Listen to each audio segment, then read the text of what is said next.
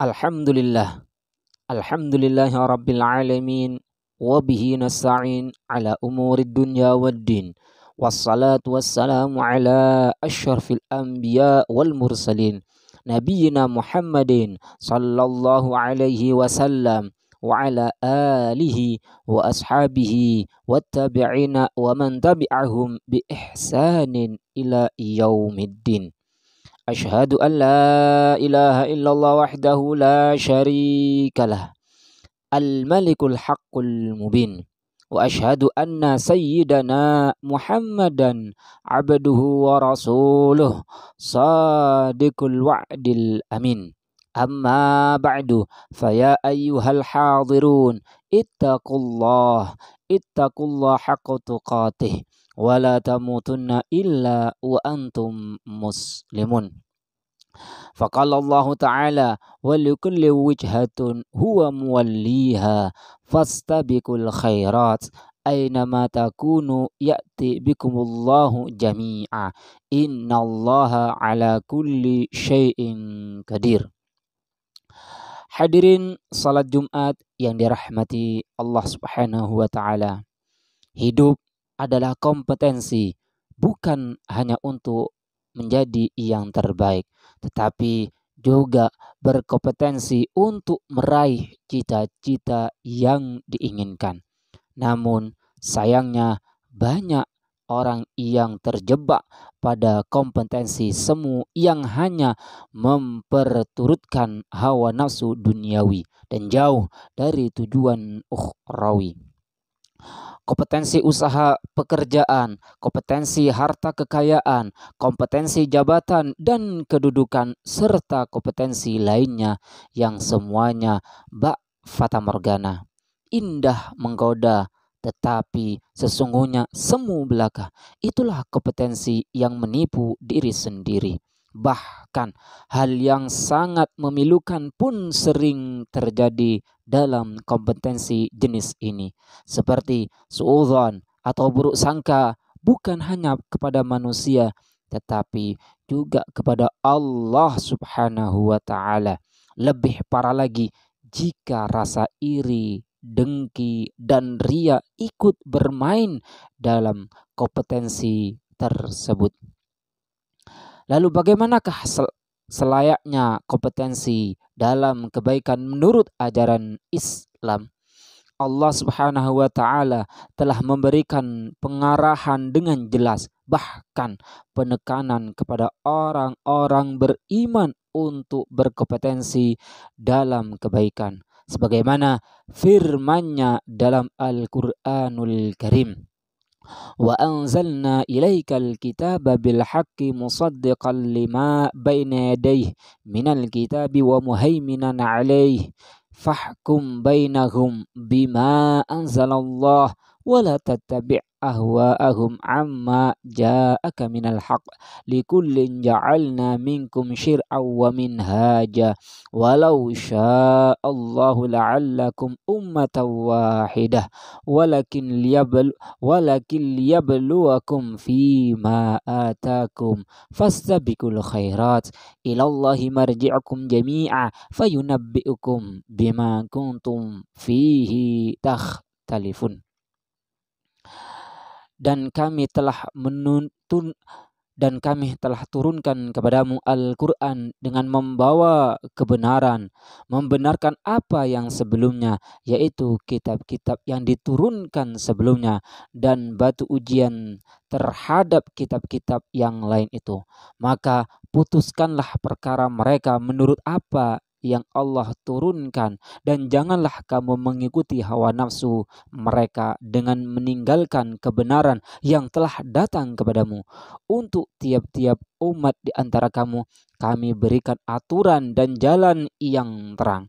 Sekiranya Allah menghendaki, niscaya kamu dijadikannya satu umat saja, tetapi Allah hendak menguji kamu terhadap pemberiannya kepadamu. Maka berlomba-lombalah berbuat kebajikan. Hanya kepada Allah lah kembali kamu semuanya, lalu diberitahukannya kepadamu apa yang telah kamu perselisihkan itu. Quran Surat Al-Ma'idah ayat 48. Perintah untuk berlomba-lomba dalam kebaikan ini Allah ulang dalam surat Al-Baqarah ayat 148. Allah berfirman, "Walikulli wijhatun huwa muwalliha fastabiqul khairat." Dan bagi tiap-tiap umat ada kiblatnya sendiri yang ia menghadap kepadanya, maka berlomba-lombalah dalam berbuat kebaikan. Quran Surat Al-Baqarah ayat 148.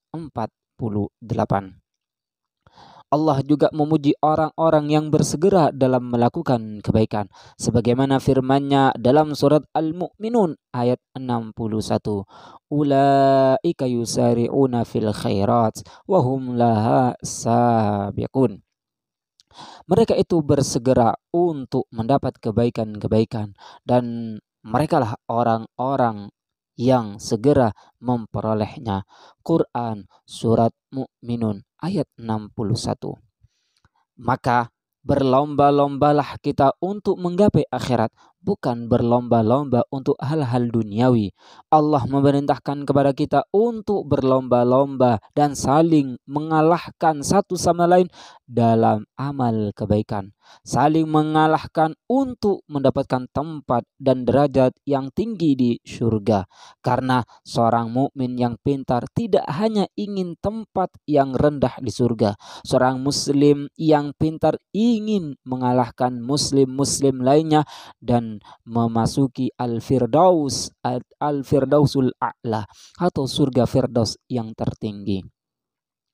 Rasulullah sallallahu alaihi wasallam bersabda, "Idza sa'altumullah fas'aluhul firdaus fa innaha a'lal jannah." Jika kamu meminta surga kepada Allah, maka mintalah surga firdaus, karena ia adalah surga yang paling tinggi. Hadis riwayat Al-Bazzar.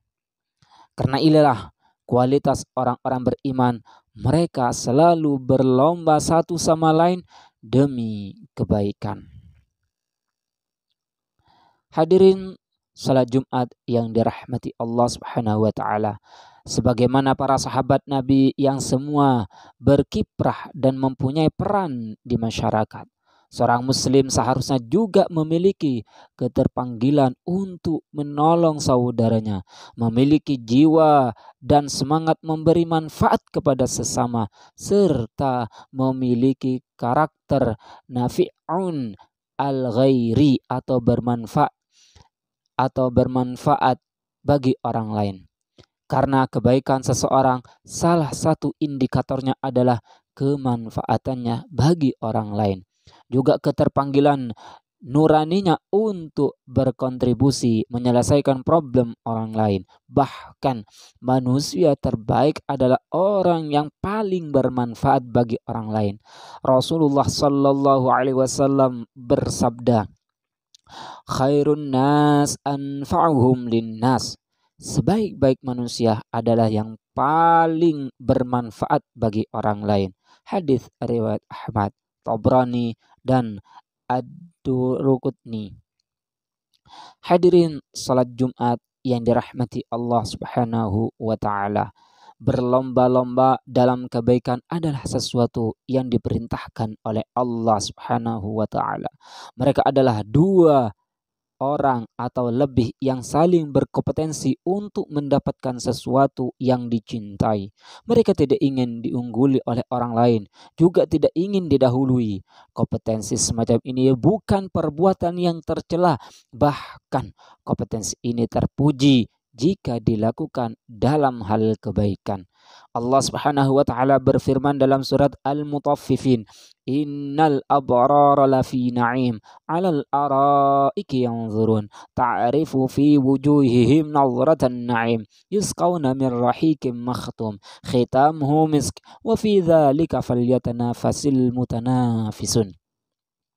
Sesungguhnya orang-orang yang berbakti itu berada dalam kenikmatan yang besar atau surga. Mereka duduk di atas dipan-dipan sambil memandang. engkau dapat mengetahui dari wajah mereka kesenangan yang penuh kenikmatan. Mereka diberi minum dari khamar murni yang tutupnya dari kasturi, dan untuk yang demikian itu hendaknya kalian berlomba-lomba. Quran Surat Al-Mutaffifin ayat 22 sampai 26. Ayat-ayat di atas sesuai dengan hadis Nabi bahwasanya beliau melarang mempunyai perasaan iri kecuali kepada orang yang dikaruniai ilmu dan dia mengamalkan serta mengajarkannya, dan kepada orang yang dikarunia harta dan dia menginfakkannya. Sedangkan kepada orang yang dikarunia ilmu dan harta tetapi dia tidak mengamalkan dan menginfakkan dalam ketaatan, maka kita tidak diperbolehkan berkeinginan untuk menjadi seperti mereka, karena dalam hal ini tidak ada kebaikan yang patut diikuti, bahkan pelakunya akan mendapat siksa.